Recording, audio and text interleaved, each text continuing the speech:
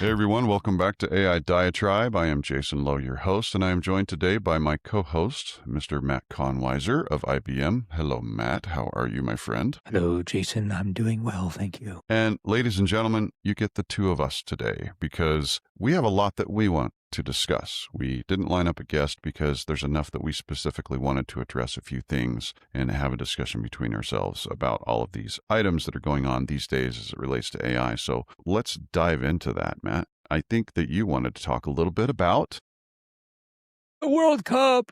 Yes, there it is. And look, I'm wearing USA jersey. You're wearing that.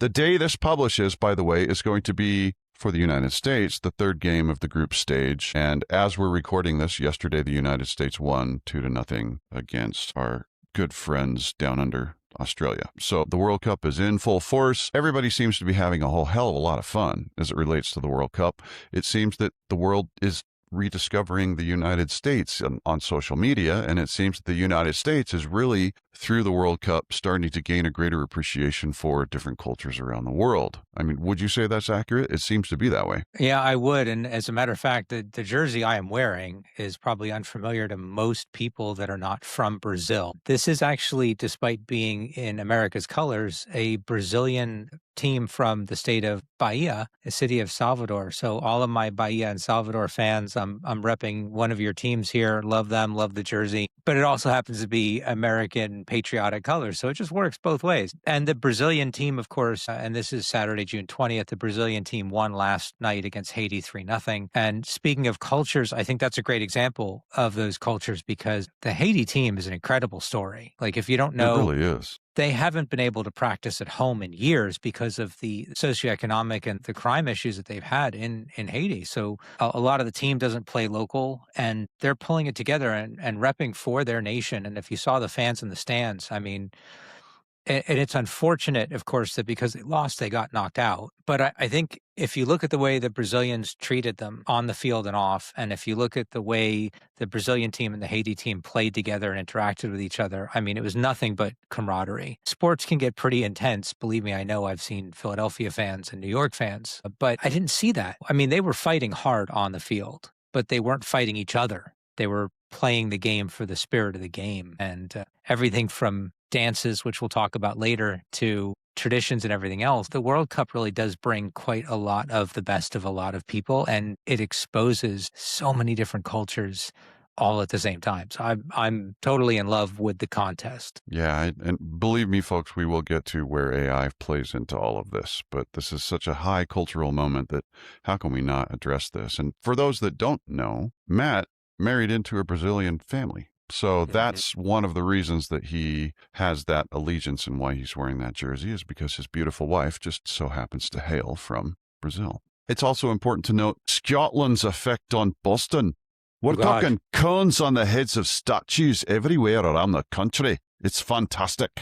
Yes, the Tartan Army, isn't that what they call it? Yes, the Tartan Army. The Tartan And talk Army. about enjoying each other and having a whole lot of fun. I mean, wow. There have been scenes where the competing fandom are in the same place, and regardless of the result, they're dancing around and celebrating the game and the results and everything with each other. It's just really quite neat to see the World Cup become this big unifying thing, and it's just fantastic to see the effect it's having here in the United States. In my opinion, as a longtime soccer fan, it's pretty neat to see this happen here in the United States. It is. And living very close to New York City and going into the city all the time for work, I can tell you since about a week before the World Cup hit and all the way through now, you cannot go on a single street corner without seeing flags of every nation. All the bars are open, all the restaurants are open, everybody's celebrating the cup. All the street vendors that used to sell umbrellas and whatever fell off of a truck are now selling World Cup paraphernalia for $5 each, except for 2 days last week when everybody was selling Knicks championship T-shirts and hats. Let's not forget about the Knicks and their big parade that they had last Thursday here in New York. But short intermission for the Knicks aside, the whole city has really come alive. Every office is hosting watch parties, right? I mean, people are setting up TVs in an office just so people can hang out and work and watch the games and a lot of after hours stuff. And it is a giant world party. And it's pretty cool that we're doing it here. Transit issues and parking costs aside, with a quick note, Jason, let me ask you something. So parking around New York City, just to give you an idea, for a day from me, normally to park outside the city and take the train in is about $30. The same lot, same hours during a cup game. What do you think they're charging? 300. Yeah, to 600, by the way. Wow. 3 to 600 for the day. And that's not even actually at the arena. You still have to take a train to get to the arena, right? But I mean, it's bizarre to see that. But all that aside, yes, I totally agree. A cultural phenomenon and really nice to see all of that coming together. What is it like in Utah?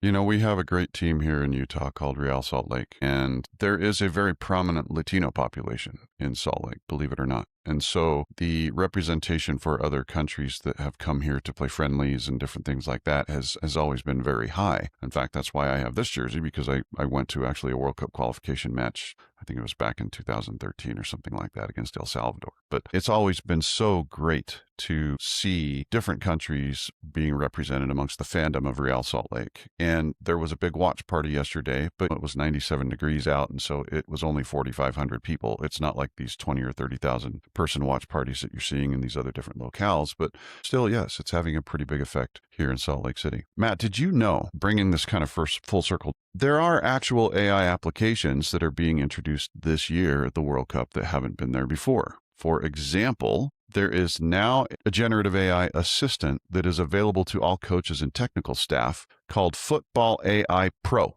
This is a Gen AI knowledge assistant that's built on FIFA's proprietary model. They have their own model, and it's trained on hundreds of millions of data points. And so people can actually ask it conversational, tactical questions, like maybe analyzing their opponent's tendencies or set piece behaviors or something like that. And they can get feedback right away with certain insights, and it'll even give charts and 3D simulations and stuff like that. And that is available to all of the coaches and technical staff of all of the different countries. Pretty neat, huh? That is cool.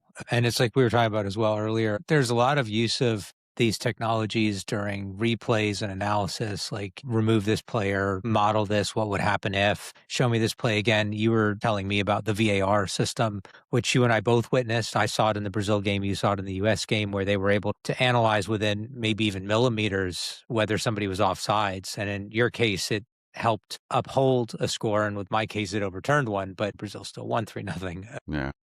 But what I did think, though, which was so cool, just as a quick aside, was that I've seen a lot of baseball games, a lot of football games on TV, and ice hockey as well. AI is everywhere in those games now, in real time. As you're watching the game, you're seeing AI overlaid downlines, AI overlaid hockey pucks, basketballs, player stats, like all of this stuff. And the one thing I really appreciated about watching all the World Cup games so far is that I don't see any of it.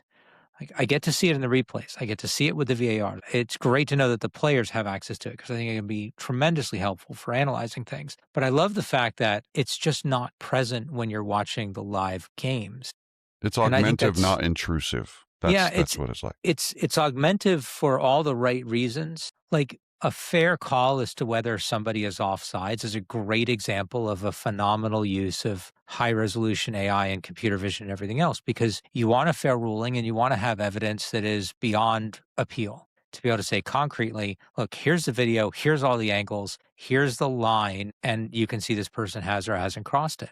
And it removes a lot of that tension and conflict. It really But you also does. you don't want it showing up. You don't want all these blue lines showing up all over the screen when you see, okay, well, here's the offsides line as somebody's running around trying to chase a ball. Like it would be, to your point, as your words, intrusive. They've come up with a really nice use of AI, I think, in the World Cup games. And I hope they don't change it as the games progress, as the brackets get smaller. I agree. There's other use cases too, like, for example, the motion sensor chip that's in the soccer ball to determine whether or not it was actually a goal, to make sure that the ball did actually get across the goal line. I don't know if you've noticed this, but the referees of the matches, they're wearing camera headsets. Okay. And if you've ever seen anybody taking a live picture video while they're running, it is bouncing all over the place like crazy. And yet, virtually instantaneously, you're able to get video feed from these cameras that looks good and steady.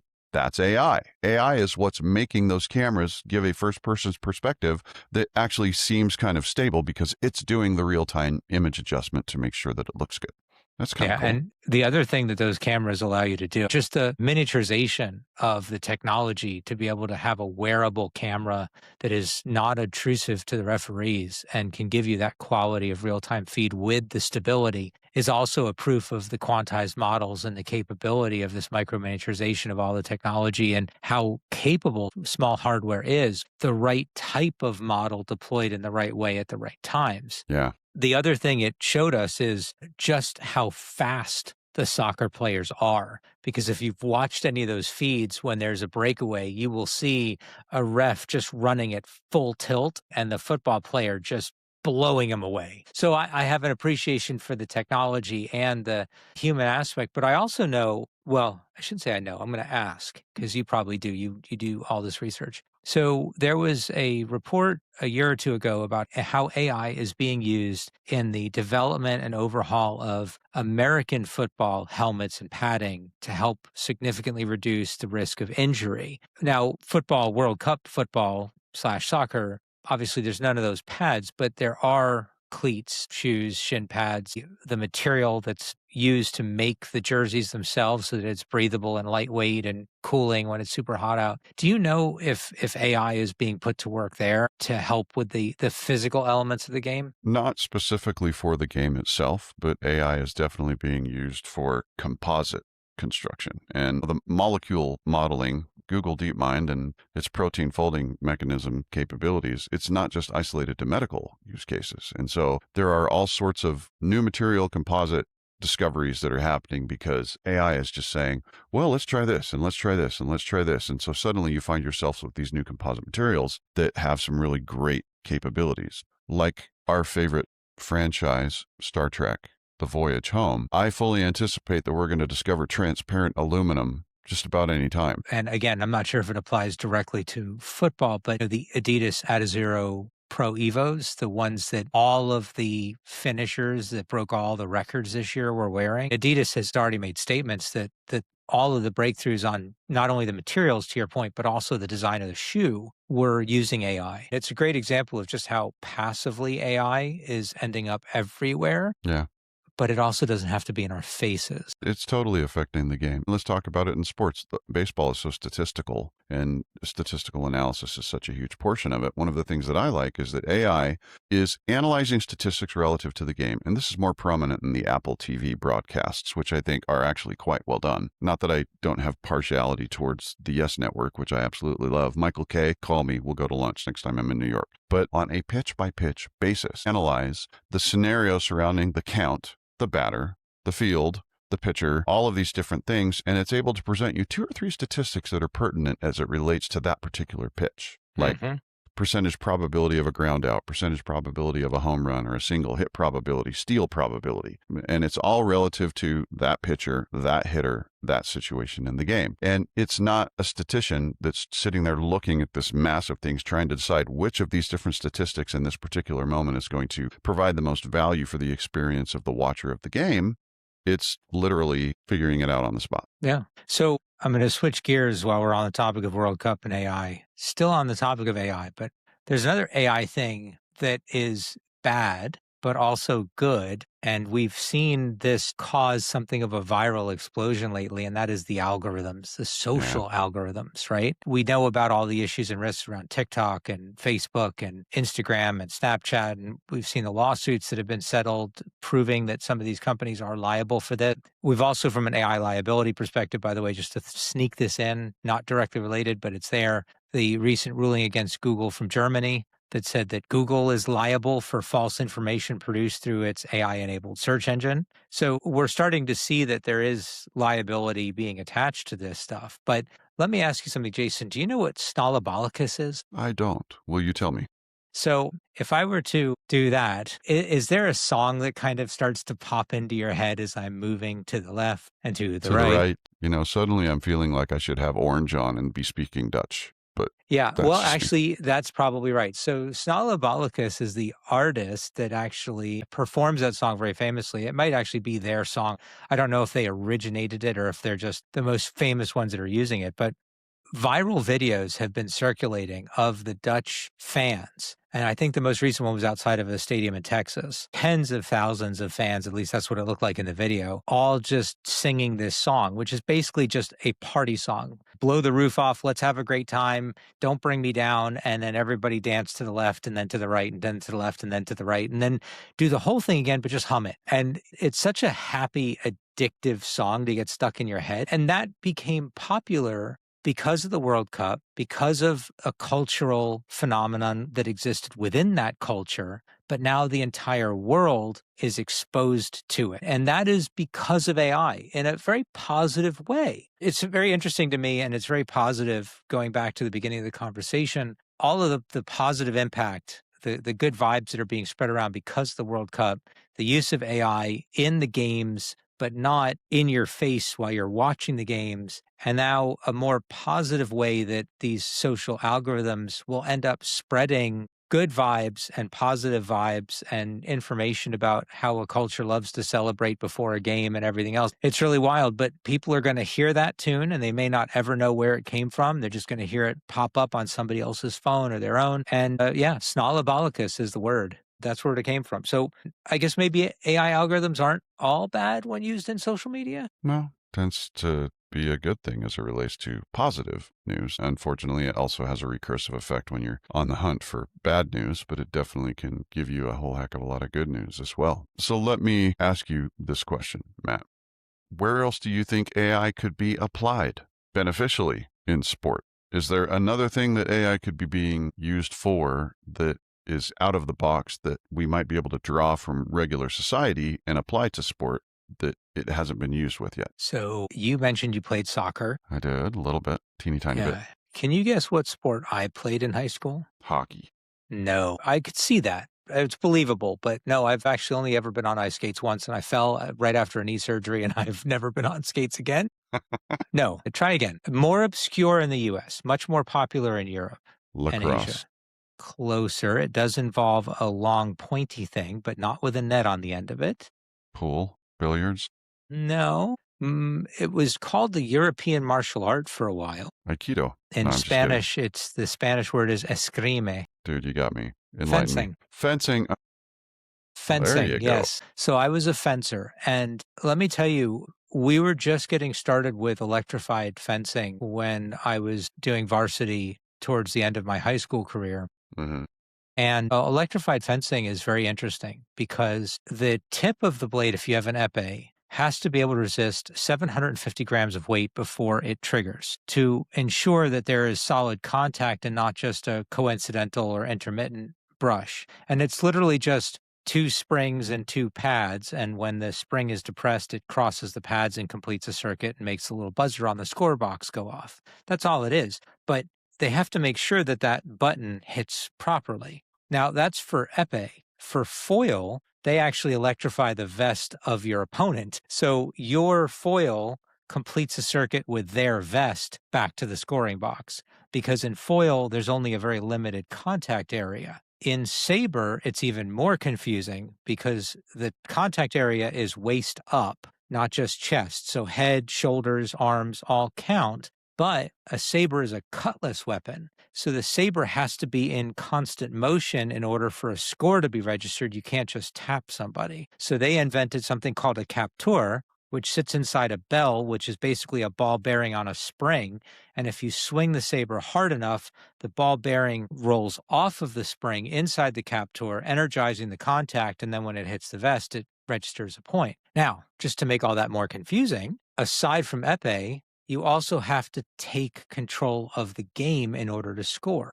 So if you and I are fencing like this, if you tap my blade out of line and then make a point, you'll get that point. If I don't take your blade out of line and just score, it doesn't count because I didn't take what was called right of way. I have to be able to visibly make that contact, take control of the stage, and then score in order for the point to be registered. That is not something you can calculate with pure, simple electric circuits. It's a visual thing. And so in order to do that, you have multiple judges. that have to recall the play action leading up to the potential point, and the judges all have to agree on what they saw in order to award that point. And there's biases there, there's personal opinions, there's varying degrees of skill and experience, and maybe they're doing this already. I haven't looked into it, frankly, but I think using AI judges for fencing to review the full play action from when the judge calls start to when a score is being evaluated is phenomenal. I don't know whether it can do it because the blades are so small and the play action is so fast. You'd really have to know your stuff, and you'd have to code that very explicitly in, and you'd have to have really high resolution cameras aimed at just the right places in order to be able to do it. Yeah, but we have a precedent here, and that is my favorite spectator sport, baseball. Because look at how AI is being used for the ABS. Look at how AI is being used with the ABS for automatic balls and strikes. And it's able to tell within basically a micron if a ball actually hit the strike zone for that particular batter. Not only that, but AI is also being used real time and very quickly to determine the type of pitch. And the reason it's able to tell the type of pitch is because it's taking very fast, high resolution pictures of the ball going from the pitcher's hand towards the plate, and it's analyzing the spin rate, the spin direction, and all of these different things relative to the pitcher's grip to find out whether that's a two-seam fastball or a four-seam fastball or a cutter or a sinker or a slider. All of these different things are being determined just simply by this very quick, rapid analysis of a ball moving 100 miles an hour through the air over 60 feet 6 inches. It's able to determine that quick and that fast. And so I realize that a sword is moving at a very, very fast rate. But I have to believe that we have reached the processing power and speed where something like that could be possible. I think it's definitely possible. What I wonder is how popular is the sport? How much would it cost to build and train that model? And how much of the cameras, what's the time it would take to set it all up? And is the upside worth the overhead, right? Like, is there an actual ROI behind it, or would it just be a fun experiment? And That's fair. That's fair. you There's a know- lot of demand for that in baseball, not so much in fencing. Yeah, I was going to say that if an AI messes up what type of pitch is being thrown, it's a statistical anomaly. It doesn't affect the outcome of the game like a bad call on what a foul ball or a strike would be. With fencing, if it messes up like a right of way or who has priority on an attack, it will directly affect the outcome. So there's no room to be wrong 5%, 1% of the time. You've got to be right, or it just won't be better than a human and it won't be used. The pressure's a little bit different there. But to me, because fencing is such an interesting combination of sport and technology already, that applying AI to that would be fascinating, but maybe impractical. Well, and you raise a really good point that's worth touching on here too, is the analogy between the adoption of AI in sport and the adoption of AI in business. Now, we all know that the adoption of AI in business, there is a resistance at the ground level because people are scared and they're worried about the impact that AI is going to have on their job and on the company and the way that they do things. Ironically, in sport, it's because the human element has been such a major portion of sport and such an important thing in sport across the board for all of humanity's timeline. And yet now suddenly we're at a place where we probably could replace umpires behind the plate with balls and strikes. We could probably do that right now, today. And yet we're resisting that because everybody wants that human element to still be there. There's a certain appeal to the variability that having a human umpire introduces to the scenario that doesn't want to be lost, that they don't want to do away with because it's had that kind of impact on the game for decades and decades and decades. Really interesting similarities there. I think there is. And you and I were going in the exact same place, by the way. So I'm glad you bridged that gap because, of course, in our day jobs, we're constantly dealing with AI for work. And so the World Cup is really a nice vacation from that. Mm-hmm. And like I said, it was really nice to not see AI crammed in my face while I'm just watching the games. But when I do think about the right applications of it, and fencing is a great example, by the way, because on paper, fencing would benefit tremendously from the right kinds of AI implemented the right ways. But practicality-wise, the cost, the overhead, the complexity, it may not ever happen except as a hobby or maybe just for the absolute top-tier applications. So you still need highly qualified judges. And we're seeing the same thing in businesses, right? Like oh, AI is going to replace this and replace that. It's going to be amazing and all this other stuff. And it's like, well, it's not replacing anything, first of all. People that have let people go are hiring them back. People that were thinking about letting people go aren't letting people go. People that were thinking AI is going to do everything are kind of relegating it to more micro tasks or niche projects through largely agentic frameworks, which is the ability to task out different functions to different versions of AIs all stitched together as one giant workflow. So we're seeing evidence that human skills are still more valuable than just AI for the sake of AI. And on that point, I would like to ask you a question. I'm going to give you a little bit of a quiz here, okay? Okay. Here's the quiz. You are a world-leading frontier model maker, where you've admitted already that almost all, if not all, of your code is being AI generated. And you want to get outside opinions on things like safe AI and ethical and governed AI and secure AI and the proper AI use cases. What would be some qualifications you would be looking for from people that you would want to bring in on a contract basis to get feedback and opinions and mentoring about those critical topics as you're building out your frontier models? Wow. In this new age of artificial intelligence, I think it's very important that humanity stays there because the human experience is so much different. And because the human experience is entrenched in reality and in the physical world, whereas AI just simply can't replicate that or even understand it yet. And so humans have to be the guardrails for AI for a long time, at least until probably well into the AGI era, because just because it's AGI doesn't necessarily mean that it's going to be wise enough to function in the world the way that human beings do. It might have that capability, but it still has a lot of lessons to learn. And so we've got a time period here where the fact that we're human really is going to have a significant impact on AI and how it's utilized within the world. But I'm curious, what would your answer to that question be? Well, so my answer would be very similar to yours. I mean, maybe a little bit more of a drill down, but I would say psychology, marketing, organizational management, long time business experience, all the things that make decision making critical for building these models, because you're already generating all of your code through the model itself. So you don't really need more DevOps people. And if by design you're intentionally soliciting and hiring people for things like safe AI and ethical and governed AI and secure AI and things like that, you'd really want to make sure you have people that understand what safe is, what ethical is, what Yes. secure is, what a business case or a use case is, so that all of the big brains that built the models can take that in human speak and make it more practical as a function of the model itself. Now, the reason why I asked you that, and it was absolutely a loaded question, as is just about every question we've ever asked ourselves or any guest on this show, Anthropic just published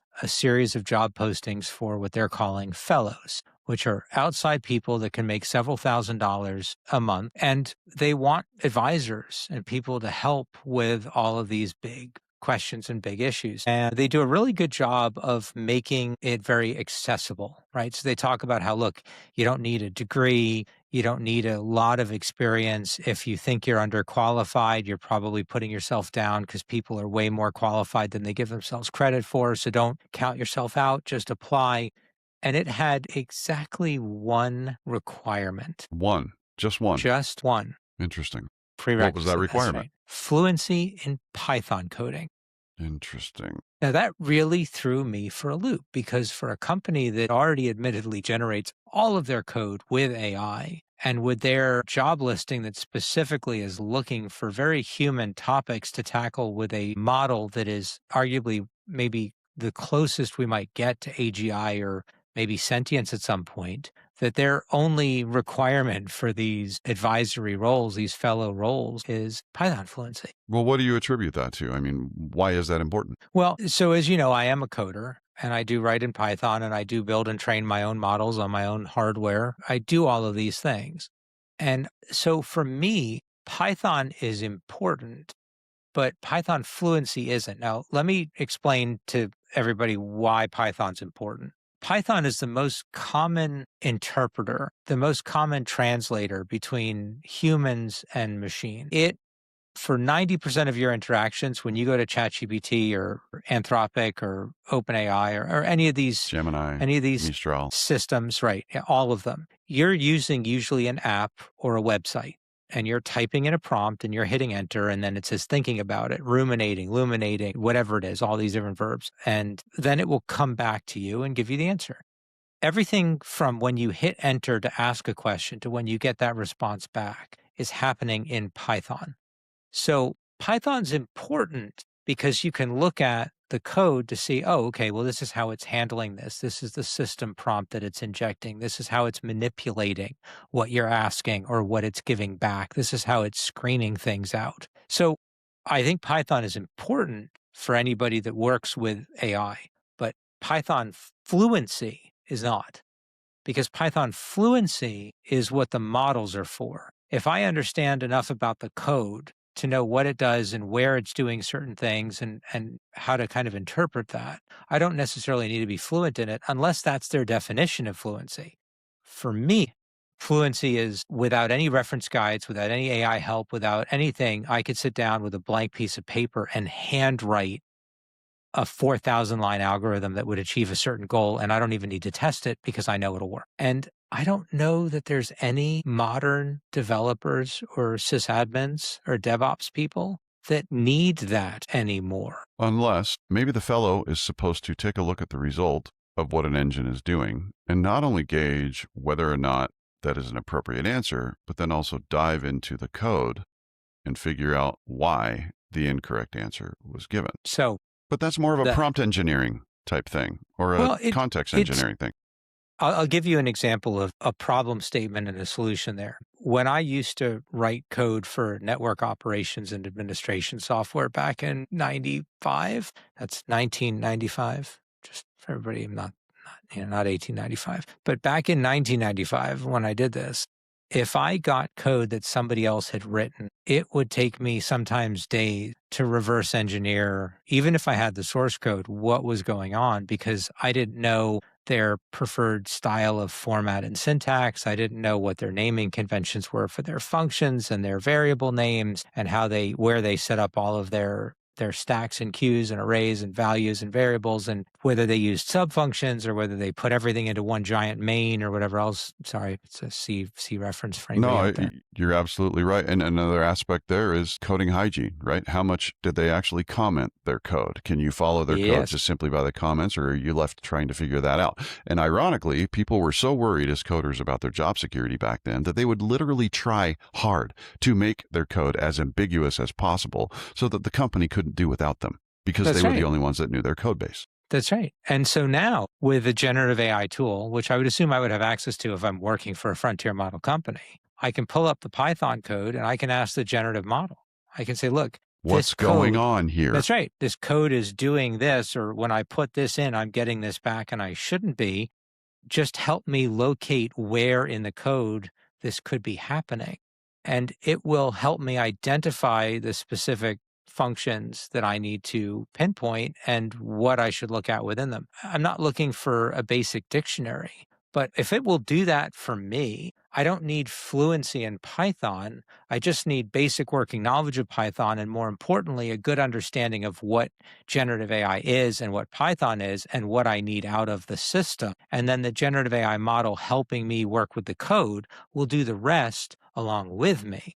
So what I think this does do, though, because I don't want to make this all about Anthropic, it does highlight, I think, some of the contradictions and confusion about what skills are actually necessary for people in the workplace now. And I think it goes full circle to the problem statements you were bringing up before, with all of this uncertainty around what's the skills, what's the jobs, what's the job market, what does a human and machine working together look like? And I think if we're seeing the companies behind some of the biggest models, I won't say contradicting, but giving mixed messages or overlapping messages saying, all of our code is written by AI. If you want to work on safe AI or governed AI, you have to be 100% fluent in Python. Like, why? If they can't figure that out, how can a business figure that out?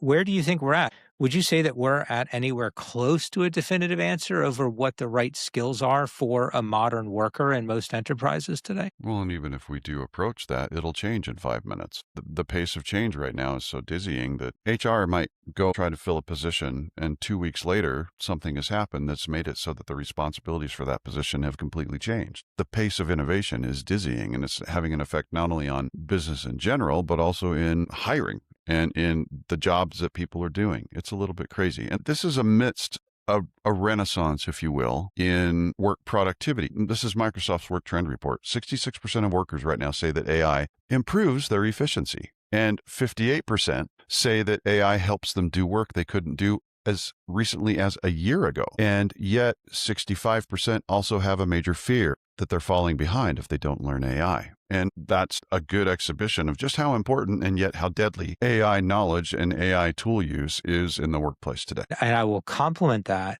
to give you an idea. So I think Archive is one of the most widely accepted sources of white papers and research about AI and AI innovations and use in business and everything else, right? Yeah.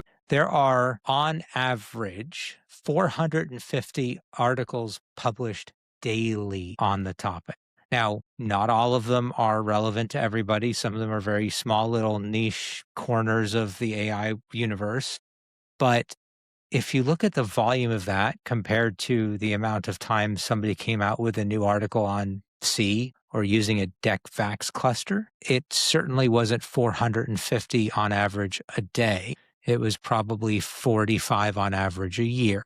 We've hit a point where it's nearly impossible for a human to keep up with the amount of content being generated. And by the way, there's no way to really tell what's relevant and what isn't until you've scanned it all, which makes staying on top of things incredibly difficult. And I think it makes the whole definition of what a highly skilled worker and what the required skills are to be a worker in the future very daunting. We're dealing with a technology that is causing human beings to be productive, not only in actual productivity, but in the production of content and knowledge and innovation and different perspectives and ways of thinking. So much so that we are outstripping our own abilities to be able to ingest and understand and analyze that sheer volume of content that AI is helping us create. We're going to have to rely on AI to help us figure out what's important about the things that we're discovering with AI. Well, and I think that's why there's been a lot of reports in the past few weeks talking about how AI is actually making people work more and work harder and not be more efficient. Now, for my personal workflows, I've had an agentic system running locally for almost 2 years now that does a lot of that news aggregation for me, and it tailors it to my likes and writes it in my style, which is fantastic. But it doesn't mean that I'm able to keep up with all the different ventures that I'm involved with every single day because there's still too much happening and there's too much changing too frequently to be able to get ahead of it. And I think it's causing a tremendous amount of fatigue. And it wouldn't surprise me if in the next year or two, you saw a significant increase in stress-related disorders start to emerge from everyday workers, because it can feel completely overwhelming to look at this sea of information and know if you spent the next month doing nothing but studying to get caught up, so much content is being produced every single day that you're reading the backlog of content that by the time you're done, you're no further ahead than you were a month before because you've got the same amount of content that you're just as far behind on. So there's the whole work smarter, not harder thing. I don't think we've figured out how to do that yet with AI, but I think that's ultimately what everybody's mantra should be. And that's what everybody's mission should be. Not a goal, not a vision, but a mission, right? Something long-term, but definable is to work smarter, not harder. And I think that if businesses adopt that and people adopt that, we might find that balance we're looking for, like when we're watching the World Cup. And this is where we can bring this full circle, right? Sport is actually setting a good example here because AI is being used in ways that are enhancing the game, not necessarily replacing certain elements of the game, but making it so that the game is more enjoyable, easier to watch, more understandable, and more accurate. And these are all things that are very important and could be applied to business today. A couple more statistics to just drop and let people think about, because we've now translated AI in sport over to AI in business and as far as it relates to personal productivity. I already talked about individual productivity increasing. Did you know that more than half of firms have already invested in AI, like actually made an investment in AI? There are positive labor productivity gains. They expect the labor productivity gains to increase during 2026. Whether or not that's actually happening is not debatable. It's definitely happening. And the strongest gains are showing up in the finance and high skill service industries, which we would anticipate was going to be the largest impact of AI on white collar occupations, if you will. And now, agentic AI is becoming the thing. 62% of companies are also already experimenting with AI agents, and 64% say that AI is enabling innovation, creating that content, creating massive amounts of information that people need. And yet, only 39% are reporting a measurable EBIT impact from AI initiatives. And so, for those that don't know what EBIT is, it's earning before interest and taxes. So that's a line for figuring out how much of an impact AI is having on the earnings of a company. So the economic upside does remain enormous. We know that it's going to come. There are still a lot of companies that aren't seeing major enterprise level results yet, even though we're seeing it on an individual basis. 78% of workers say AI improved their productivity, but only 18% are seeing a significant improvement at the organizational level. That's from a survey conducted by TechRadar.